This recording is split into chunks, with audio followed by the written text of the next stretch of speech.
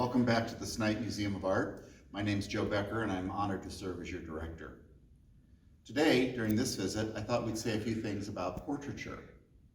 It's certainly one of the most familiar of all genres in painting, in sculpture, and photography. Portraits have been around and with us very much going back to the ancient world. Certainly, there was a huge boost in the 19th century with photography, and most of us today have many portraits in books, on our walls, on tables, in our homes. But before we talk about those, let me introduce you to a friend of mine here in the gallery. This is Marguerite. She lived in the late 18th and early 19th century, and this portrait is one of the most popular here at the museum. It's by a young French painter by the name of Elizabeth Vigée-Lebrun. Vigée-Lebrun was one of the few women artists to gain national and even international recognition in her time period. And she was known for portraits of the aristocracy, and portraits of individuals that looked as if they were from the working classes or at least from the middle classes, but oftentimes they were really aristocrats, as is the case with Marguerite. Let me step out of the way and talk to you a little bit further about just how important and how special this portrait really is. Vigée-Lebrun painted this portrait of Marguerite in 1786. Marguerite was from a young upper-class family in Paris. Her father was very closely connected to the king.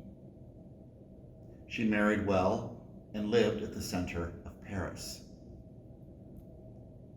However, in this portrait, we might be thinking, she doesn't look like an aristocrat. There are no jewels, there's no crown, there's no velvet or ermine. Vigée-Lebrun developed a kind of portraiture that was intentionally misleading in order to delight and engage the viewer. There is an element of the casual, which is here.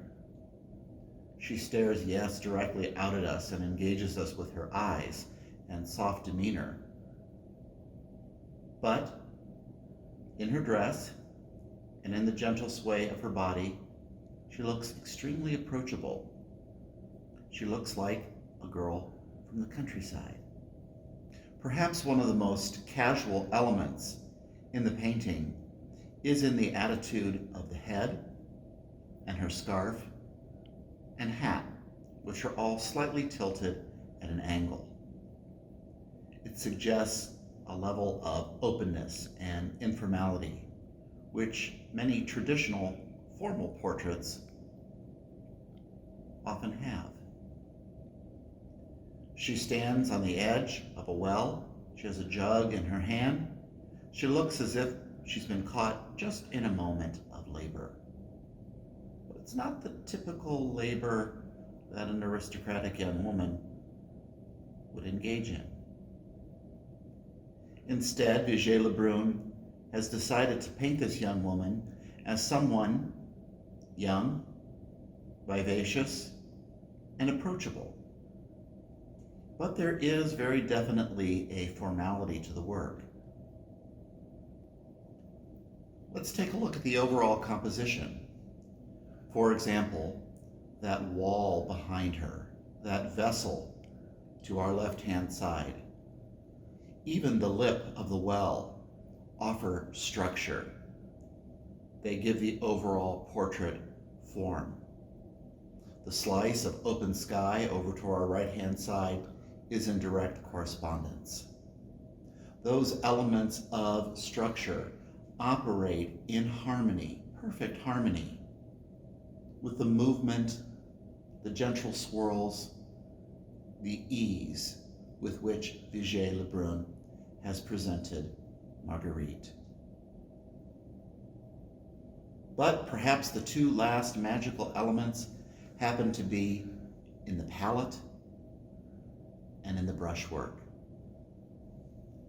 The tones, too, are soft, almost pastel-like.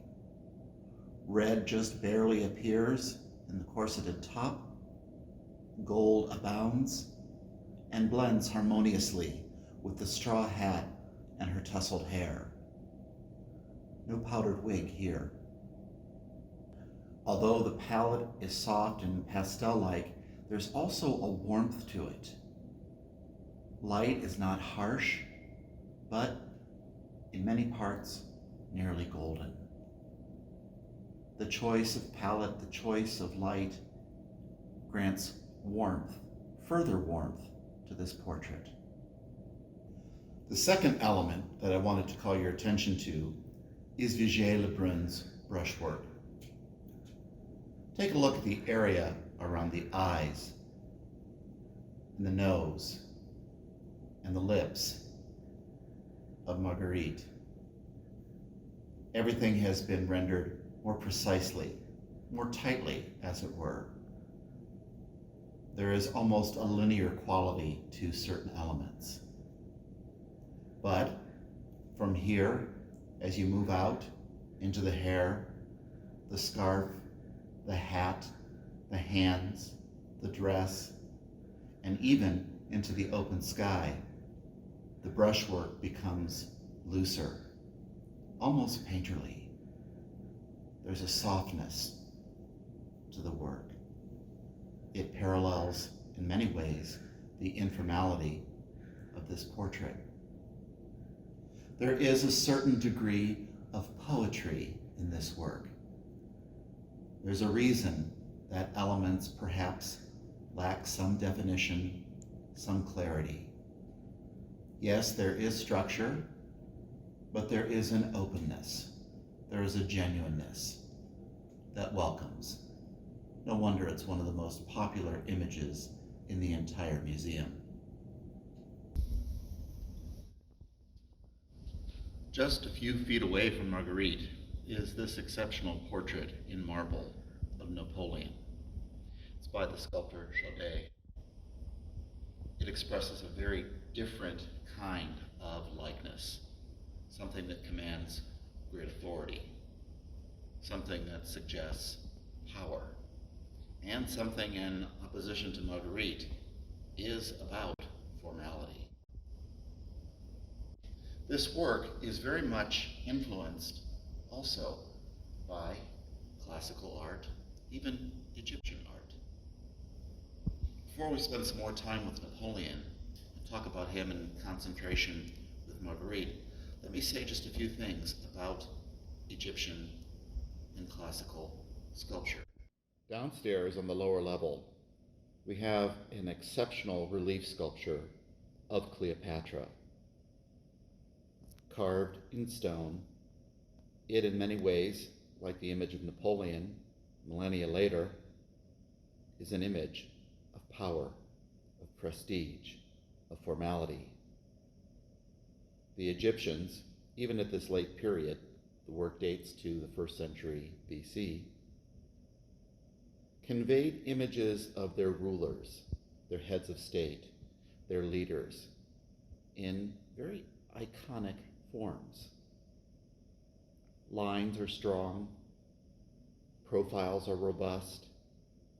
It's almost as if we're looking at a word or text as much as we're looking at an image, and what an idealized image it is.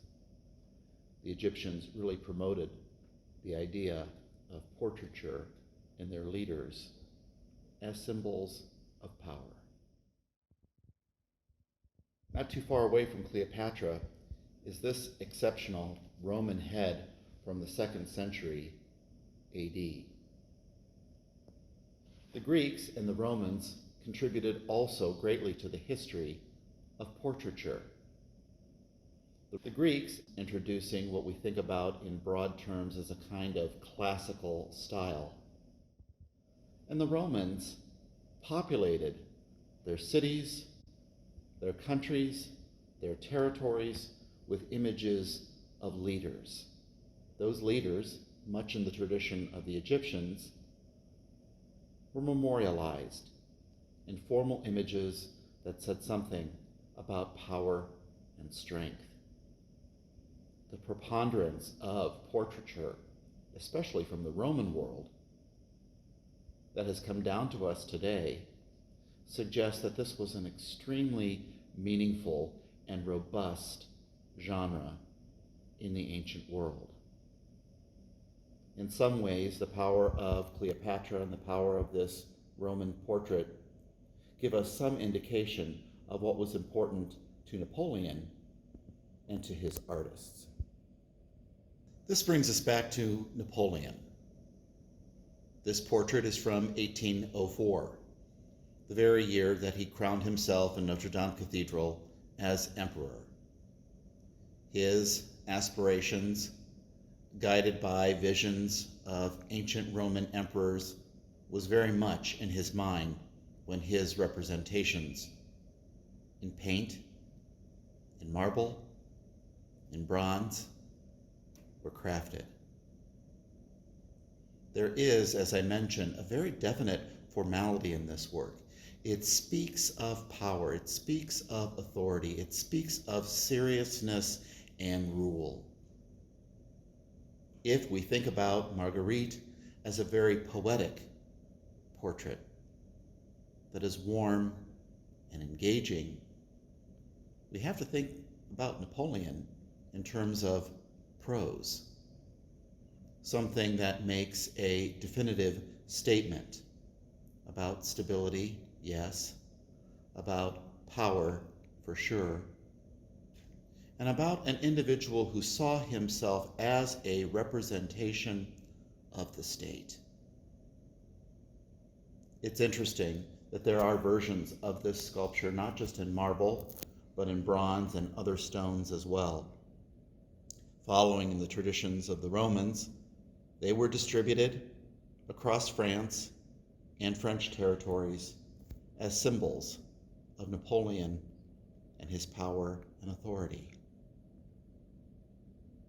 Portraiture, something that's so very familiar to us, something that's so very much with us in our homes, in our offices, in our environments like this museum, tells many stories. It's not always exactly what it seems. There are examples where it seems to be much more poetic,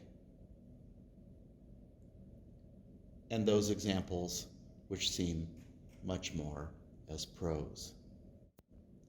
Thank you very much for this visit to the museum. We hope to welcome you back soon so that you can spend some time with Marguerite and Napoleon and others face to face.